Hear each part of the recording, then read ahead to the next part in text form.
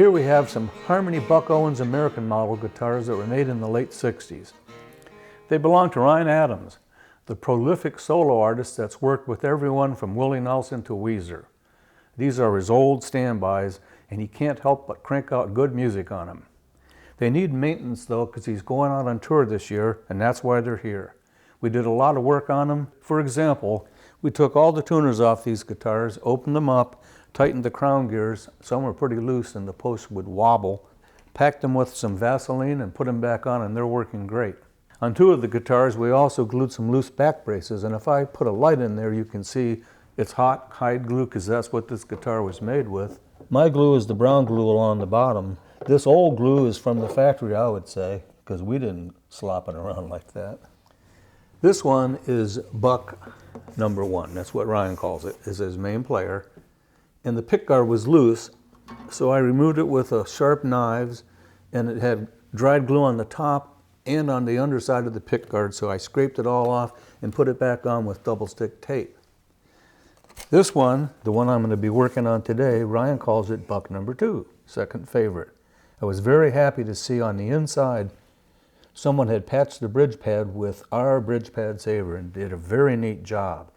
I'm going to put a mirror in there and a light, and I'll show it to you. Here you're looking through the sound hole at a mirror looking upwards at the bridge plate. You can see that our bridge pad saver tool did a really good job of plugging 6 holes. But that tool goes in and cuts a disc shape into the bridge pad with one part of the tool, and then it cuts around a domed plug that fits into those holes, and you glue them in and you have a whole new bridge plate, rather than pulling into the top and up into the bridge. And there's the third one too. Ryan calls this the stunt guitar, because I think he just uses it for photos and stuff, because it had a neck reset years ago that was set the wrong way and kind of crooked, so it was impossible to play. So the action was like that. These marks are from the old reset, and he thought he'd never be able to play this again. So we reset the neck and refretted it. I hope he loves this fret job and it becomes his favorite. When we took the neck off, the heel cap fell off in pieces, so we stuck a new heel cap on it, and I'm going to color that cap with some yellowed lacquer paper that you might have seen in an earlier Trade Secrets. All in all, these guitars needed a lot of work, and I saved one of the jobs just for you. All of Ryan's guitars had trouble with the truss rods. The nuts were rusted tight to the rods. I can show you on this one because I saved it for today's Trade Secret. Just look how rusty that is. If you go in there with your truss rod wrench, that's rusted shut, man. I wouldn't try to loosen it. It doesn't budge. Whoops. You can see how loose the overlay is. I'm going to fix that later. For this work and other work, I like to clamp a guitar vertically. So I've got a big hunk of wood bolted to my bench on the end, and I can do that. Before I get started, I'm going to remove this piece of overlay because it's loose and I know it's going to end up on the floor. And I'm going to take care of that later after I fix the truss rod. And what I'm going to do is go outdoors with a liquid wrench, squirt some into a mixing cup, and I'm going to put a little piece of heat shrink tubing that I cut a little slit in and slide it over that nut, just to sort of protect the wood a little bit.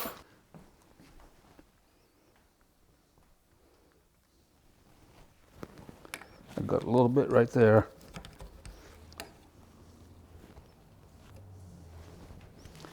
And I'm going to let that sit for an hour and just penetrate and do its job. It's been about an hour. I'm back from lunch and I give it the test. It's still a bit tight. It doesn't mean I can't loosen it, but what I'm going to do is heat the tip of this up a little bit. Not red hot, but warm enough to help get that liquid wrench juiced up a little bit, and it always seems to help. Like I said, it's not going to be red hot, just warm. Just enough that when it's down there, it does an extra little bit of loosening.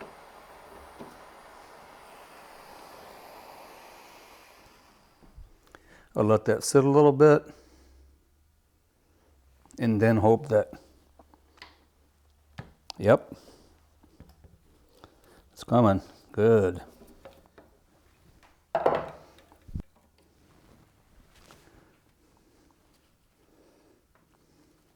It's just a cleaner. It's naphtha, and that'll bring out a lot of dirt.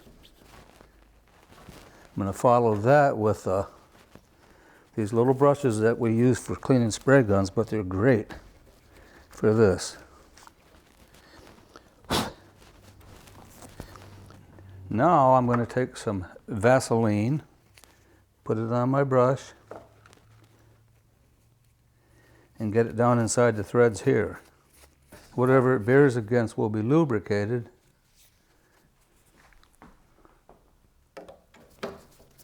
And I'm just going to screw it on. These rods are buried quite a ways down in there. And there it is, it's snug. So now the truss rod's going to work great. I'm real happy with that. I do have to take care of this because this stuff just flakes right off. You can break it off. So I promised to tell you how I fixed this peghead. First I sprayed shellac on white pickguard material. Then I taped off the shape that I wanted to be white on the peghead with latex striper's tape. It bends around corners. I mixed a colored lacquer by adding thinner in a jar and then using ColorTone pigments, blue, white, yellow, and black, to get just that perfect blue color I was after. Then I bandsawed it to a rough shape and took it to the local silkscreen shop. Okay, here we are way down underground in Athens, Ohio at Precision Imprints. It's a very old building with 20-foot ceilings. We're downstairs where they do the sewing and the silkscreen printing. And this is Randy Shoup, the owner and friend of mine and StewMac, and has been doing all our silk screening for 30 or 40 years. Randy's going to give me a lesson in silk screening. I get to do it myself. This is some old lacquer. Now first we do a flood stroke. Lightly. That's perfect, perfect. And just kind of push down to get it more, a little better contact, and then your angle's a little different. Looks good. Yeah, looks pretty good. Yeah. That's how this came out. Pretty nice, huh? I think so. I've got one more to do on number 2, and I sprayed several of these. That's a little white. Then I added some age clear aerosol on this one. That's pretty good. Got to do some scraping. Then I sprayed about 1.5 coats of age clear on this one, and I liked that, but I dropped something on it and blemished it, so I may redo that. And finally I gave 2 coats of clear to this one, the age clear, and it looks just about like what I want, but they're not all cracked. So there you have how to fix a rusted truss rod and a whole bunch of other things thrown in on Ryan Adams's guitars. And I can't wait till he gets them back, plays them, and gives me the report. Here it is, Buck 2, all the way from Ohio. Buck 1, which is phenomenal, has already taken off for Australia for the Australian shows. And Stunt Buck, which is strangely now, as Dan would have predicted, probably my favorite, is at home, where it always was, but it would just sit there and I couldn't play it, and it was very frustrating. So Buck 2 became the guitar that was used the most because I was less afraid of messing it up, but at the same time, it didn't tune as well. Some of the tuners were weird, and it didn't resonate in a way that I enjoyed, and the action was slightly funky. The first thing I noticed when I got the guitar was the re-laminated headstock, which is unbelievable.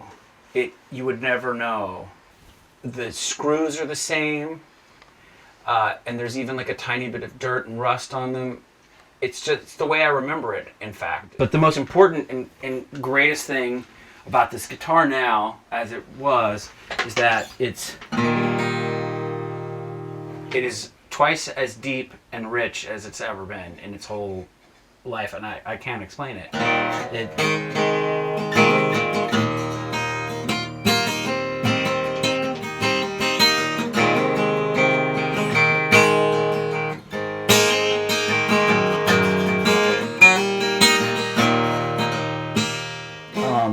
Something was definitely off with the guitar before, but whatever small thing changed, which I think one of them was maybe the nut also, is giving it so much depth.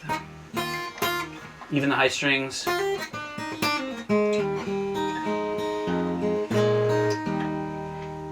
It's unbelievable.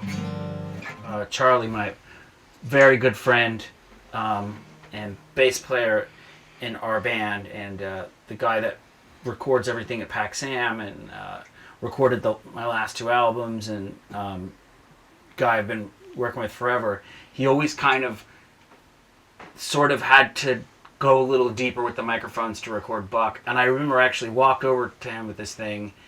He couldn't believe it. And when I actually played it for him, his eyes lit up the size of dinner plates. He was like, he couldn't believe it was the same guitar. It's still dinged up, and it'll continue to get dinged up because I can't see very well. And I'm a guitar player, so dinging things up is part of my job. But it sounds great, and it's very interesting to finally have all 3 Bucks that I know.